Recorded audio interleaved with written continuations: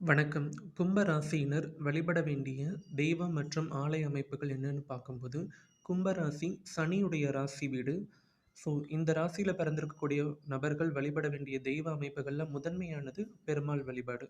2வது நிலையாக சொல்லக்கூடியது ஆண் தெய்வ அமைப்புகள்ல காவல் தெய்வங்களாக சொல்லக்கூடிய ஐயனார், முனீஸ்வரன், வீரபத்திரர், சுடலைமாடன் போன்ற படையலிட்டு வழிபடக்கூடிய தெய்வங்கள், காவல் தெய்வங்கள மனதார பிரார்த்தனை செய்து வழிபடும்போதும் இவங்களுக்கான காரிய தடைகள் நீங்கிறத கண்கூட பார்க்க முடியும்.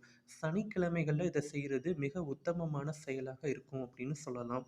இத தாண்டி இன்னும் சில விஷயங்கள் என்னன்னு பார்த்தீங்கன்னா, இங்க இருக்கக்கூடிய கும்பராசி அமைப்புல ராகு, கேதுக்கள் போன்ற சர்ப்ப கிரகங்கள் இருக்கிற பட்சத்துல, கருப்பசாமி வழிபாடுன்னு சொல்லக்கூடிய காவல் தெய்வ வழிபாடுகள், மேற்கூரை இல்லாத ஆகாயத்தை அமைப்பாக கொண்ட பிரம்மாண்ட உருவுல இருக்கக்கூடிய பெரிய அளவிலான தெய்வங்கள் அப்படின்னு சொல்லக்கூடிய எல்லை தெய்வங்கள வழிபடும்போதும், ஆண் தெய்வங்கள பிரார்த்தித்து வழிபடும்போதும், பௌர்ணமி, அமாவாசை போன்ற முதன்மை திதிகள்ல வழிபடும்போதும் இவங்களுக்கு நல்ல பலன்கள் நிச்சயமா கிடைக்குது. ஸோ இவங்களுமே அந்த நேர்த்திக்கடன்கள், தெய்வ ரீதியான வழிபாடுகளை எப்படி அமைத்துக் கொள்ளணும் அப்படின்னு பார்க்கும்போது, படையலிட்டு வழிபடுறது, நேர்த்திக்கடன்கள், இரத்த பலி கொடுத்து வழிபடுறது, இது போன்ற செயல்களை இந்த தெய்வங்களுக்கு சார்த்து செய்து வழிபடும்போது அவங்களுக்கு நல்ல பலன்கள் நிச்சயமா கிடைக்கிறது உண்டு. இத தவிர்த்து ஆலய தரிசனங்கள் அப்படின்னு பார்க்கும்போது, பெரிய அளவிலான பெருமாள் கோவிலுடைய ஆலய தரிசனங்கள், திருப்பதி வழிபாடு என்பதும் சொல்லப்படுது.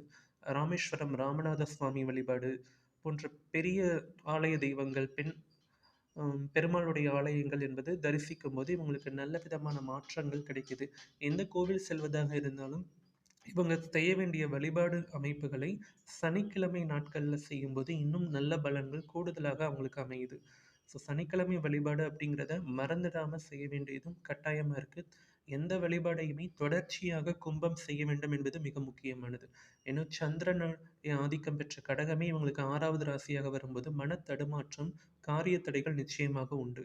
ஸோ எதிலும் முழு நம்பிக்கையோடு தொடர்ச்சியாக செய்ய வேண்டும் என்பதே கும்பத்திற்குரிய முதன்மை வழிமுறை.